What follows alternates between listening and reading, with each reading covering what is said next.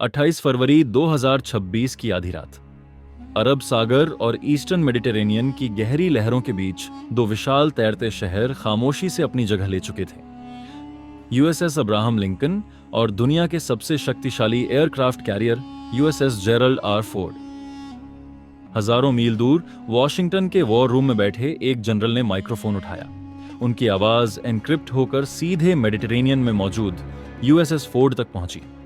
Commander, यही वो पल है। ऑपरेशन एपिक फ्यूरी अब शुरू हो चुका है। क्या इजरायली साइड पूरी तरह तैयार है? कमांडर ने रडार स्क्रीन पर नजर रखते हुए जवाब दिया, नेगेटिव सर, कोई हिचकिचाहट नहीं। इजरायली जेट्स पहले ही हवा में हैं। Operation roar the lion green है। यह कोई साधारण सैन्य हमला नहीं था, यह एक प्रीएम्प्टिव स्ट्राइक थी, इतनी सटीक और विनाशकारी कि इसका निशाना कोई आम मिलिट्री बेस नहीं, बल्कि ईरान का सबसे सुरक्षित नर्व सेंटर था। तेहरान की यूनिवर्सिटी स्ट्रीट, जामुरी डिस्ट्रिक्ट और पाश्चर स्ट्रीट के गहरे बंकर यहीं कहीं मौजूद थे ईरान के सुप्रीम लीडर अली खामेनेई। लेकिन ईरान कोई खुला मैदान नहीं था। यह एक ऐसा किला था जिसे पहाड़ों, रेगिस्तानों और दुनिया के सबसे एडवांस एयर डिफेंस सिस्टम्स ने घेर रखा था। इजराइल से सेंट्रल ईरान की दूरी लगभग 930 से 1240 मील थी। किसी भी जेट को वहां पहुंचने के लिए जॉर्डन, सीरिया और इराक के खतरनाक एयर स्पेस से गुजरना पड़ता। सबसे बड़ा खतरा था ईरान का शक्तिशाली एयर डिफेंस नेटवर्क, रूस से मिले S-300, S-400 और ईरान का अपना बवर 373 सिस्टम। यह सिस्टम आसमान में उड़ती किसी भी चीज को कुछ ही सेकंड में निशाना बना सकते थे। तेल अवीव के अंडरग्राउंड कमांड सेंटर में एक इजरायली एयरफोर्स अधिकारी बोला, अगर हम सीधे घुसने की कोशिश करेंगे तो हम आसान टारगेट बन जाएंगे।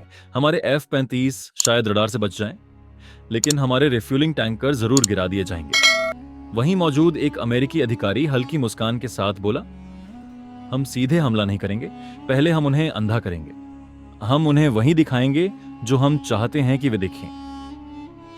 यहीं से शुरू हुआ इस सदी का सबसे बड़ा मिलिट्री माइंड गेम।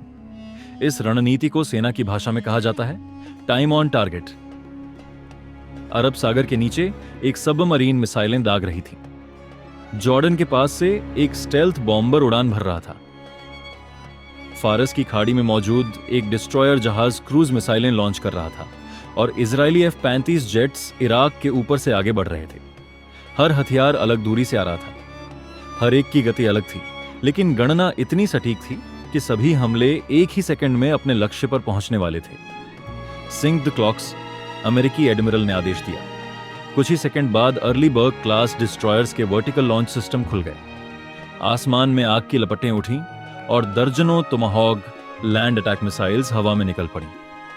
ये मिसाइलें जमीन से बेहद नीचे उड़ रही थीं, इतनी नीचे कि रडार उन्हें मुश्किल से पकड़ पाता। जैसे ही ये हथियार ईरान की सीमा के करीब पहुंचे, तेहरान के एक अंडरग्राउंड रडार स्टेशन में बैठे ऑपरेटर की आंखें चौड़ी हो गई। सर, स्क्रीन पर सैकड़ों टारगेट दिखाई दे रहे हैं। कमांडर ने घबराकर स्क्रीन की तरफ देखा। यह हमला है, सब सिस्टम एक्टिवेट करो, सभी मिसाइलें लॉन्च करो। लेकिन उन्हें यह नहीं पता था कि वे हवा में तीर चला रहे थे। अमेरिकी इलेक्ट्रॉनिक वॉरफेयर सिस्टम और स्पेस सैटेलाइट्स ने उनके रडार में फर्जी सिग्नल भर दिए थे। जो सैकड़ों जेट्स उन्हें स्क्रीन पर दिख रहे थे, वे असली फाइटर नहीं थे, वे थे डिकॉय ड्रोन। जैसे ही ईरानी एयर डिफेंस ने उन पर मिसाइलें दागीं, उन्होंने अपनी लोकेशन खुद जाहिर कर दी। अब शिकारी खुद शिकार बन चुका था। कुछ ही पलों में आसमान से F-35 और F-22 रैप्टर स्टेल्थ फाइटर्स ने अपने एंटी रेडिएशन मिसाइलें दाग दी। अगले ही पल ईरान का एयर डिफेंस नेटवर्क बुरी तरह ध्वस्त हो चुका था। इसके बाद हमला 3 लहरों में आगे बढ़ा। पहली लहर रडार स्टेशन और मिसाइल साइट्स का सफाया। दूसरी लहर F-15I स्ट्राइक ईगल्स ने मोबाइल मिसाइल लॉन्च साइट्स को निशाना बनाया। तीसरी लहर अमेरिका के सबसे गुप्त हथियार B-2 स्पिरिट स्टील्थ बॉम्बर्स। इनका लक्ष्य था गहरे अंडरग्राउंड न्यूक्लियर फैसिलिटी और मिलिट्री इंडस्ट्रीज। कुछ ही मिनटों में कई हाई वैल्यू टारगेट मलबे में बदल चुके थे। तेहरान की सड़कों पर सिर्फ सायरन की आवाजें गूंज रही थीं। और फिर यूएसएस फोर्ड के कमांड सेंटर में एक संदेश पहुंचा, foster street compound destroyed, target neutralised. लेकिन कहानी यहीं खत्म नहीं हुई। 1 मार्च की सुबह ईरानी सरकारी टीवी का प्रसारण अचानक रुक गया। कुछ देर बाद स्क्रीन पर एक एंकर दिखाई दिया और उसने वह खबर सुनाई जिसने पूरी दुनिया को हिला दिया। ईरान के सुप्रीम लीडर अली खामनेई मारे जा चुके थे। इसके तुरंत बाद ईरान ने बदले की कार्रवाई शुरू कर दी। बैलिस्टिक मिसाइलें, हजारों ड्रोन और पूरे मिडिल ईस्ट में फैलता हुआ युद्ध। मिडिल ईस्ट अब एक खुला युद्ध क्षेत्र बन चुका था और 28 फरवरी 2026 की वह रात हमेशा के लिए इतिहास में दर्ज हो गई।